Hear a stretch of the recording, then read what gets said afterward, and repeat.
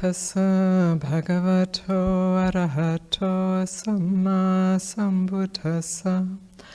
Namo tassa bhagavato arahato samma sambuddhassa. Namo tassa bhagavato arahato samma sambuddhassa. Buddhaṃ Dhammaṃ Sanghaṃ Namasami.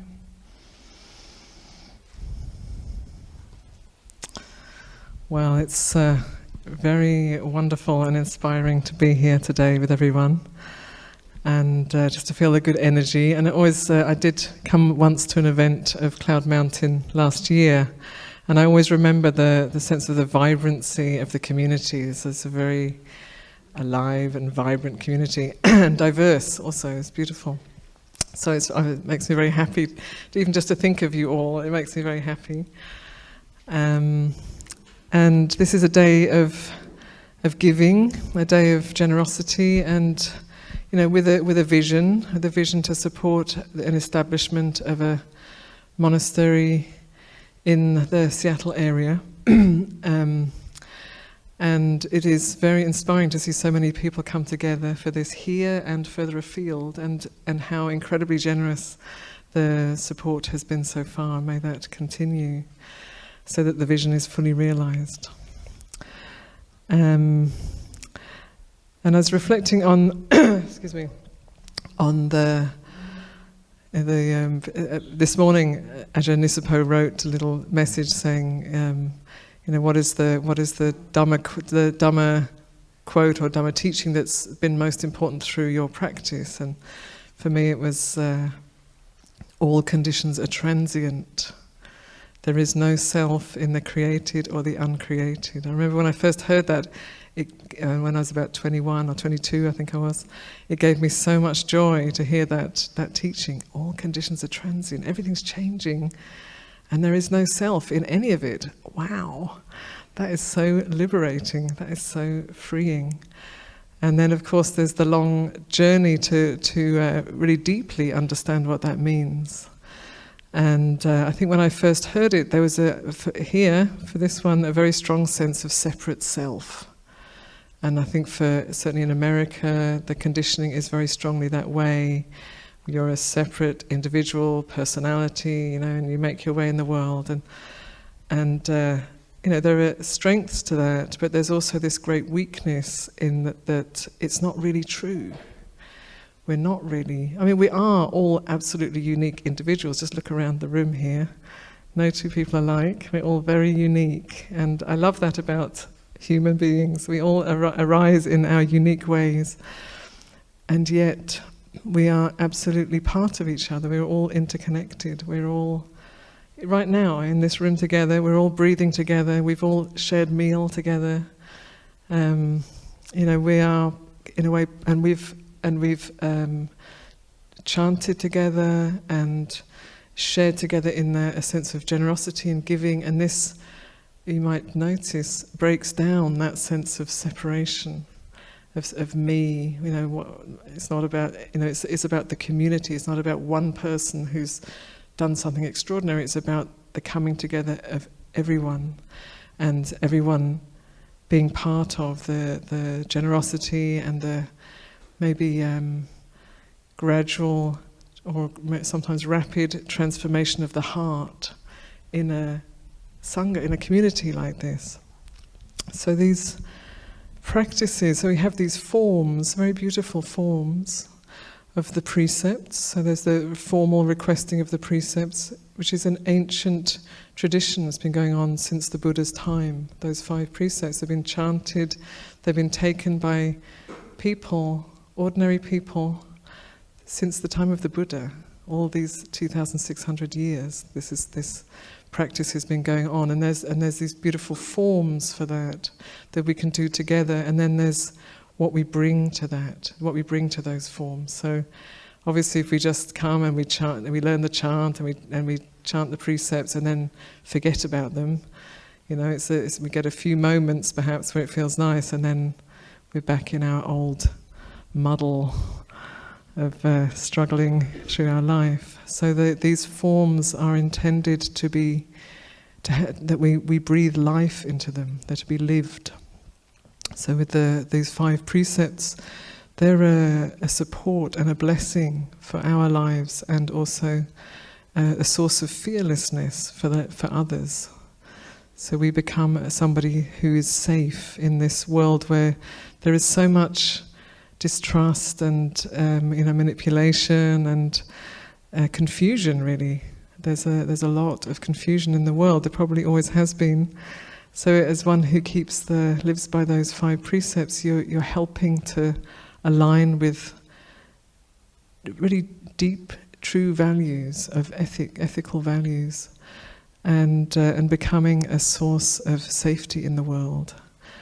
And also requesting the Dhamma talk. There's this beautiful chant that Kate has been doing to request the formal offering of Dhamma.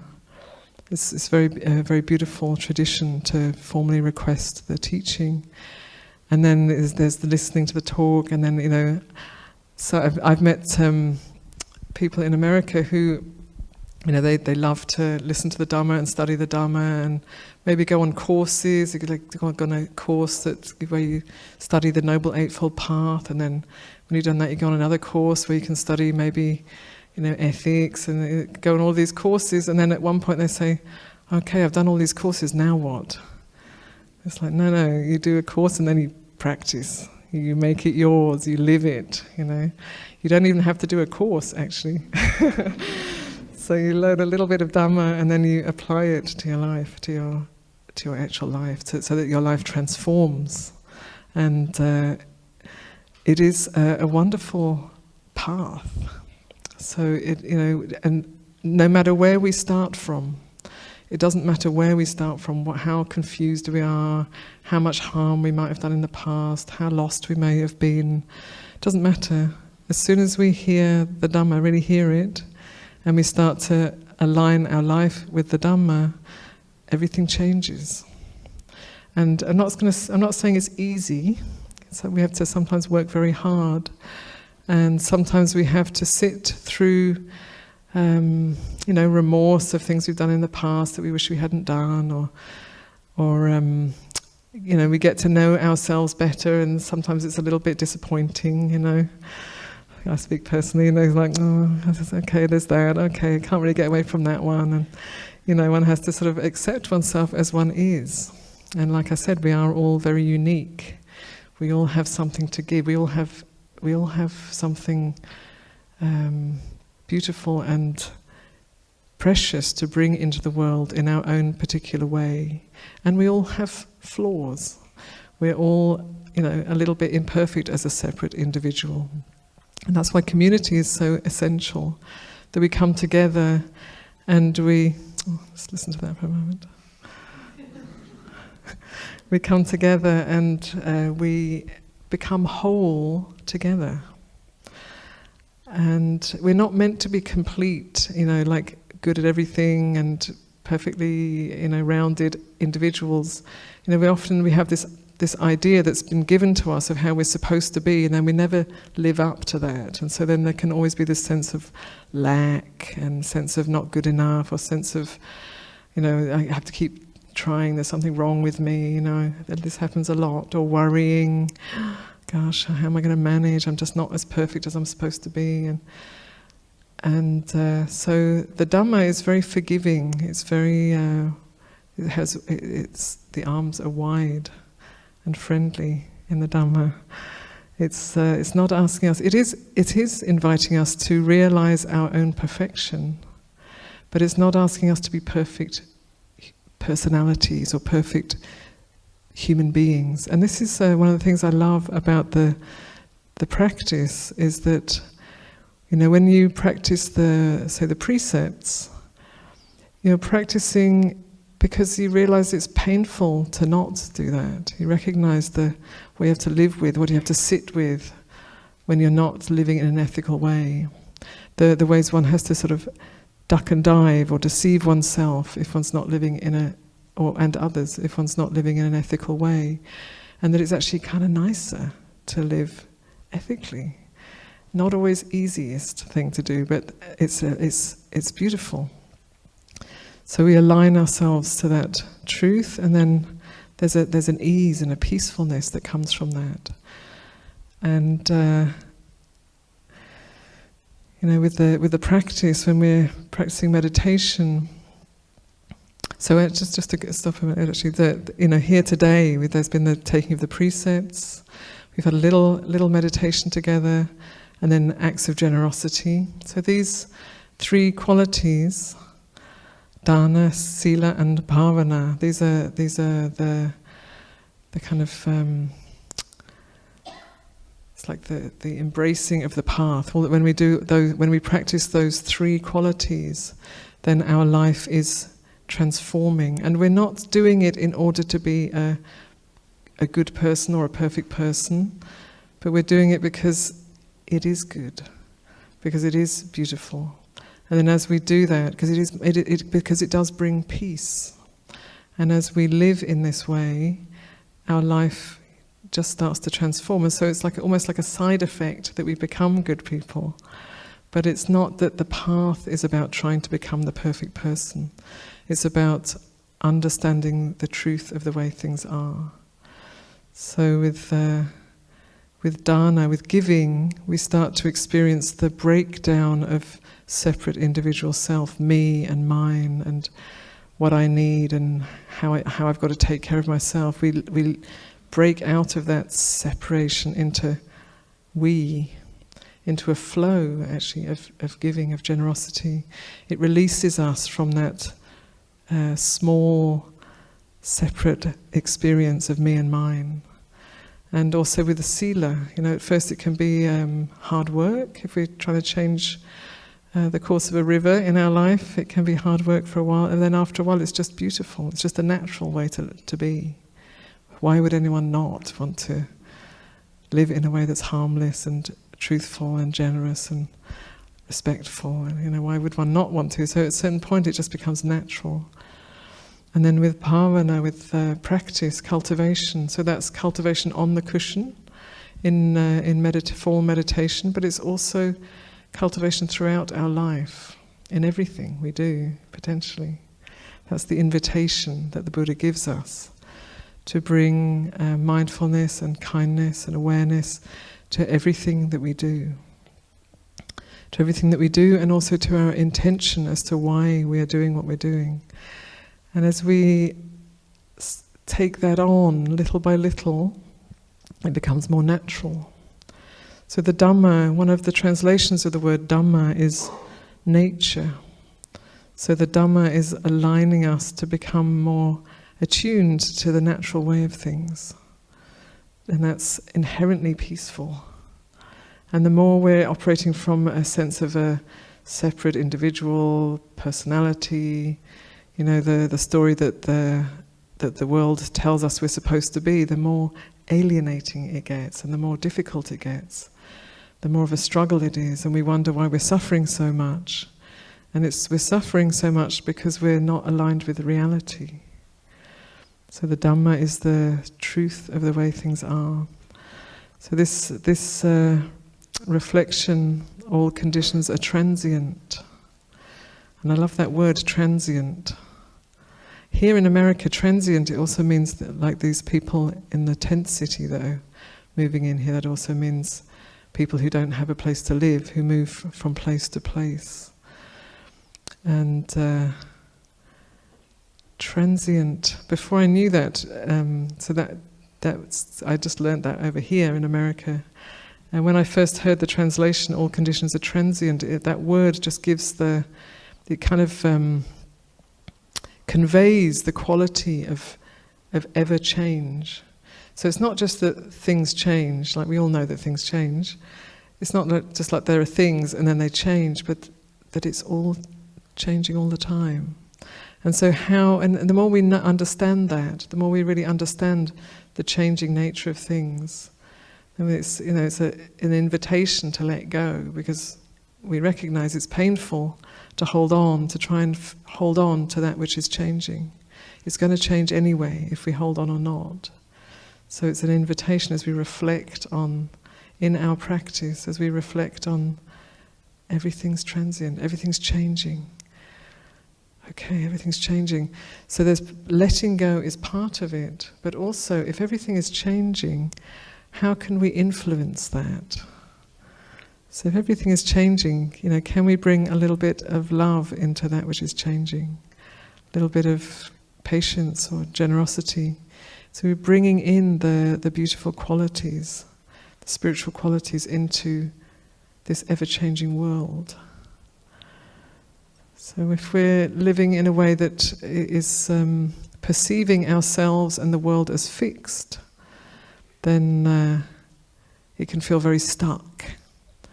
And if we have a fixed perception of the future, we can feel very anxious or hopeless sometimes, in a sense of, oh gosh, it's just going to end up like this. But the reality is how we meet the moment, how we arise, how we respond to any given moment in our life it's changing us, and it's changing our environment, who we're with, what we're around. So we have, as we grow in greater clarity, greater awareness, greater mindfulness, we have more and more choice around that. We're not so driven by our old habits. So until we bring awareness to our body, speech and mind, we tend to be reactive, and we're conditioned, we've got certain conditioning from our families, our culture, maybe just personal things that have happened, and then we'll react out of that. We'll rather less consciously react to the world from those old conditions. And with mindfulness and awareness, we have a choice. So it shows us there's a little space between the situation that happens, how we're touched by something, and our response. There's a little gap there where we can not just react with the same old pattern, where we can maybe just feel it for a moment, and maybe step out of our fixed view about a person or a situation and see whether we can see it in a different way, or just taking a challenging situation as an opportunity to respond in a wholesome way. It's like, what would it be like to really listen to someone who's quite hard to listen to? What would it be like just to really listen to them? Just to do a listening practice.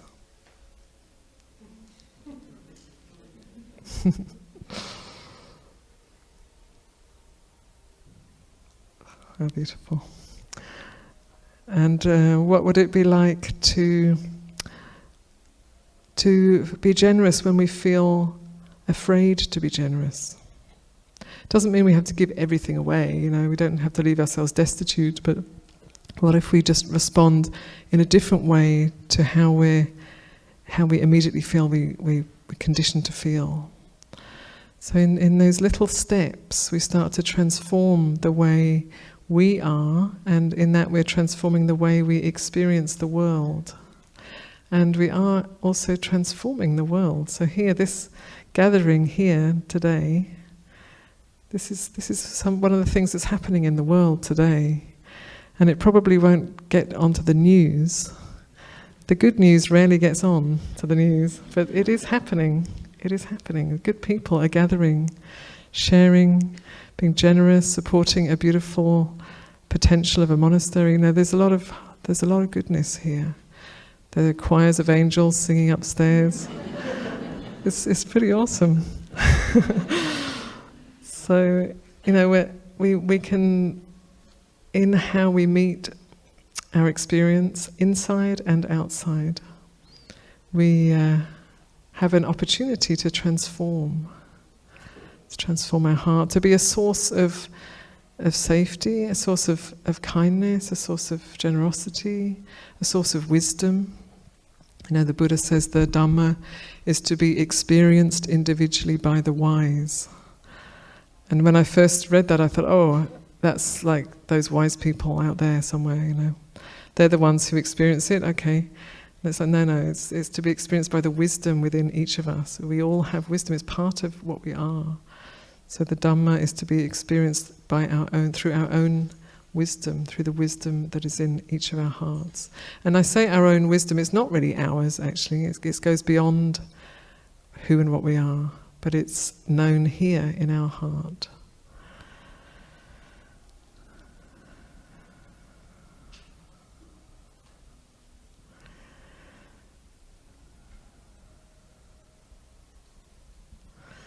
So we have this beautiful opportunity in this life. You know, we've been very fortunate to come across the Dhamma. Some people here have the good karma to be born in Buddhist countries and to be, raised with Buddhism. This is very good karma.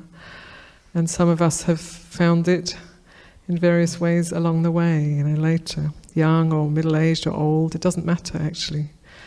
I know people who say, oh, I just wish I'd come across the Dhamma when I was younger. Maybe they're 50, 60, 70. Oh, if only I'd come across the Dhamma when I was younger. No, you came across the Dhamma in this lifetime. This is awesome. Now is the time. This is the time for practice. It's now. It's with this aging body. It's with this life situation. It's now, always now. So we have this beautiful opportunity, and as a community, as was mentioned, it's not all easy. There's going to be differences and disagreements and different culture clashes, and all of those things can happen, and we can take that as part of how to learn to be together and to be generous. And my deep wish is that this monastery, Clear Mountain Monastery, will be a place really for you all to deepen your practice, to gain insight, to lighten your load, to free yourself of the burdens of a separate individual self, and to enjoy the lightness and the beauty and the freedom that the Dhamma points us to. So I offer that today.